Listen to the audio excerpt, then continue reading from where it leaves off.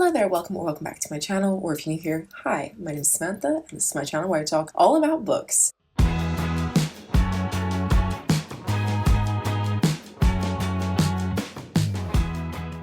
Anyway, today I'm coming to you with my April wrap-up. So we're going to talk about all of the books that I read in the month of April. I actually managed to read 5 books in the month, which is not a ton. I read more in March. I read 7 books in March. However, I did read a book that was over 600 pages, and I also just had a really busy month. I actually got married in April, which I didn't really tell people about because we were having like a very small private legal ceremony, and then we're having like our big ceremony in October. So I hadn't really announced that it was happening, but I got married. I got married in April. And yeah, that was quite busy. Even though it was a really small event, we did all of the cooking ourselves. And then literally like a week before, my sister was like, should we maybe like buy some decorations? And I was like, oh my god, yeah, we should. So yeah, it was very DIY and very small, and it was lovely. It was such a nice day. I'm really glad that we actually did something instead of just like signing the papers. Yeah, it was really lovely, but that was very busy. And then, as I said, I was reading a book that was over 600 pages. So yeah, I didn't read a ton, but I did read 5 books, which I'm still really happy about. And it was a pretty good reading month. It was actually arguably my best reading month of the year so far, even though I didn't read a ton. But let's just get into the statistics and I'll tell you all about it. And then we'll chat about the books that I read, and I'm very excited about it. As usual, I'm going to start off with my statistics from Storygraph. These are just the monthly ones that Storygraph puts together. So as I said, I read 5 books in the month, and I read 1,782 pages, which I feel like is kind of low, but whatever. And I listened to 1 audiobook, which was 3.28 hours. It was a very short audiobook. In terms of my mood, 3 of the books I read were funny, 3 were emotional, I had 3 adventurous, 2 hopeful,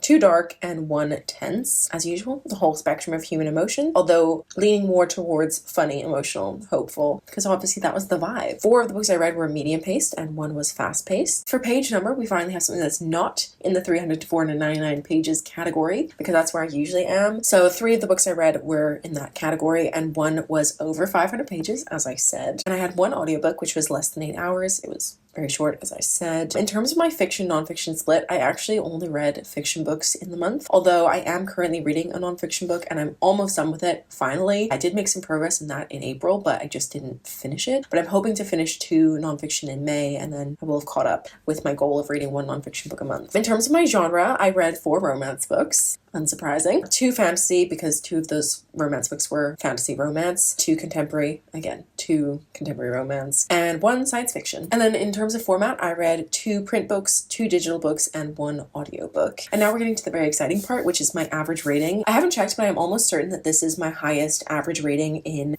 I don't even know how long, but I had an average rating of 3.95, which is kind of incredible and unheard of for me. So I had 1 book that was 2.5 stars. Not great, but whatever. I had 1 book that was 3.5, 1 3.75, and I had not 1, but 2 5-star reads in the month, which is absolutely incredible. I actually cannot believe that. I honestly can't tell you the last time I had more than 1 5-star in a month. That's crazy. So yeah, in my opinion, that was a very successful reading month. I'm really happy with how that went. I overall feel very positively about the books that I read, and yeah, it was a grand old time, and I'm in such a reading mood right now. I just don't want to stop ever. I just want to read all the time. It's honestly the best feeling. But anyway, now that we've talked about the statistics, I'm going to just tell you what every book I read was and what I rated them, and then we're going to go into the actual reviews of books that I feel like I have a lot to say about, and I'll skip any ones where I don't feel like I have a lot to say. So yeah, the first book that I finished in the month of April was The Serpent and the Wings of Night by Carissa Broadbent, and I gave this 5 stars. Then I read Only and Forever by Chloe Leese, which is the 7th book in the Bergman Brothers series, which I didn't actually realize, but anyway, and I gave this 2.5 stars. Then I read The Ashes and the Star-Cursed King by Carissa Broadbent, which is the 2nd book in the Nightborn Duet, I think, but it's the 2nd book in the Crowns of Nyaxia series, and I gave that a 3.75 stars. Then I listened to the audiobook of All Systems Red, the first novella in the Murderbot Diaries by Martha Wells, and I gave that 3.5 stars. And finally, I read one of my most anticipated books of the year, which was Funny Story by Emily Henry, and I gave this 5 stars. Okay, so now on to the reviews. So the first book I'm going to talk about is All Systems Red by Martha Wells, which, as I said, is the first novella in the Murderbot Diaries. If you don't already know what this is basically a series of novellas following our main character, Murderbot, who's like a robot AI programmed to like protect people by committing a lot of murders, to be honest. And it's kind of got this like government chip which controls it, and our main character, Murderbot, their government chip is not working anymore, and so they're kind of not really doing their job properly. They really hate being being around humans. They don't want to talk about their emotions. They literally just want to sit and watch their favorite shows and not actually do their job. And I don't really want to say much more than that because it is such a short novella that I don't want to spoil anything. I think they're all around 150 to 200 pages long, so I could easily tell you too much, and I feel like that's all you really need to know going into it. I really enjoyed this first installment, although I will say it was not like, it didn't blow me away. I actually put this on my 5-star prediction video, which I recently posted, and I really thought I was going to absolutely love it, but I didn't quite love it. I do think that this series has potential for me to enjoy it more in the future, but I think that it was just a little bit too short for me, and when it started off, you're literally like thrown right into it, and I kind of had no idea what was going on. I also think that maybe the audiobook was not the best route for me because I was listening to it while I was like walking to work, and so sometimes my mind would wander a little bit because, you know, I'm trying not to get hit by cars on my way to the station. But yeah, sometimes it would just not hold my attention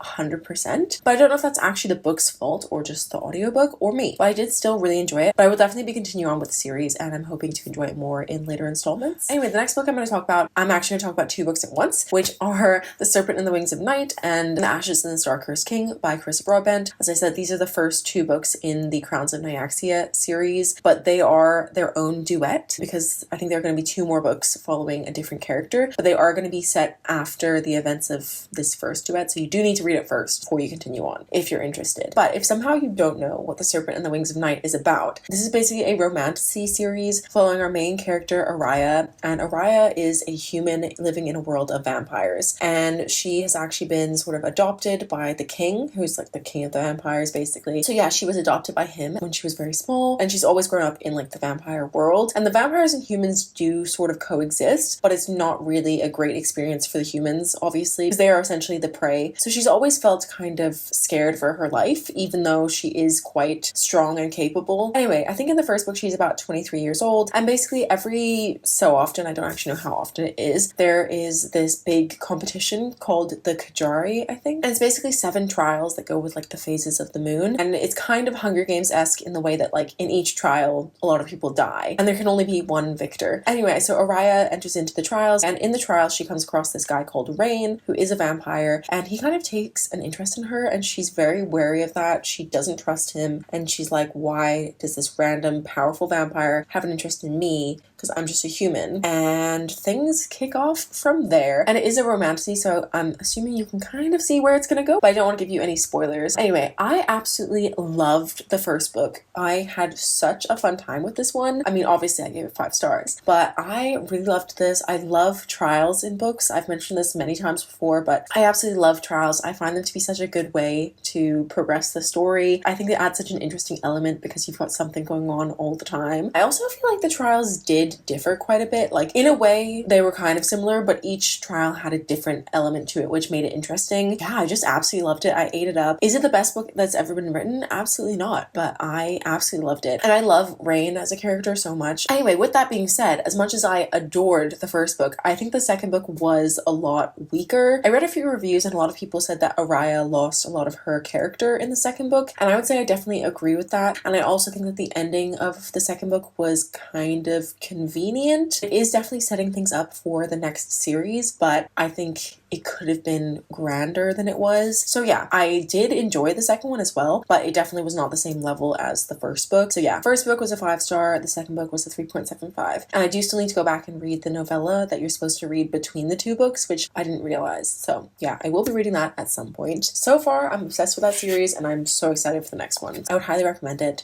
if you're interested in like a trashy vampire time. It's really fun, but it's also quite dark. So definitely look at the trigger warnings before you go into it if you're sensitive to certain things. And finally, the last book that I'm going to talk about, my second 5-star of the month, is Funny Story by Emily Henry, as I already mentioned. Oh my goodness, I loved this book so much. I actually finished it last night. Yeah, I'm still like feeling the funny story high. This book follows our main character Daphne, and Daphne was engaged to this guy called Peter, and Peter has always had this best female friend called Petra, but they've always sworn it's just platonic. There are no feelings there. We're literally like brother and sister. Until Peter goes on his bachelor party, and on that bachelor party, Petra Petra confesses her love to him, and he realizes that he's also in love with Petra. So when he gets home, he says, Daphne, you gotta go. I'm getting together with Petra. And so Daphne doesn't really have anywhere to go, so she turns to Miles, who is Petra's ex-boyfriend, and he has a spare room, so she asks if she can move in there. So they end up living together while their exes are now together. And one day, shortly after this happens, a wedding invitation arrives for Miles and Daphne for Peter and Petra's wedding. And so Miles and Daphne go out and get wasted, and they decide that they should RSVP that they're going together. So they start fake dating to kind of prove to Peter and Petra that they're fine and that they're not lonely. They want to come to this wedding as a couple. The feelings grow from there. And I just loved this book so much. I thought it was so fun, but I love how Emily Henry also includes some more like serious elements. She often has a lot of themes to do with family and sort of parental relationships, and I think she handles it very well, and I think it does add like an extra element to the story and really makes the characters feel a lot more fleshed out because you have this backstory of why they are the way that they are. I think people complain a little bit that it's like a bit too much because they do talk about their feelings and how their childhood has impacted them as adults, but I personally enjoy it. I like to see it. It's something that I think about sometimes, and I just loved it. I loved Miles so much. He felt very realistic, and I did really like Daphne as well. I found her to be quite relatable. So I think just for me, it ticked a lot of the boxes that I love in a romance, and I just loved it so much. I will say, I think I do prefer Book Lovers over Funny Story, which I, at one point, didn't think that that was going to be the case, but I think that the third act conflict in Book Lovers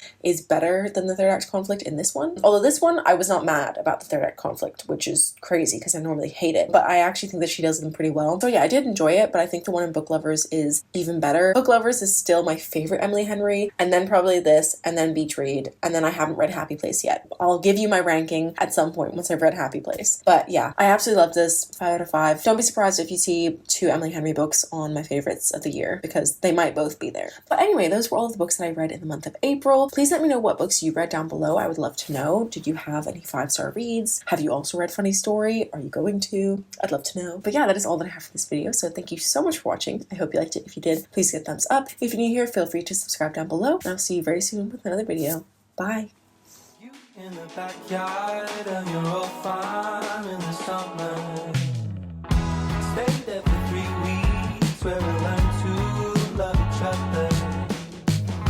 Wrote you a letter.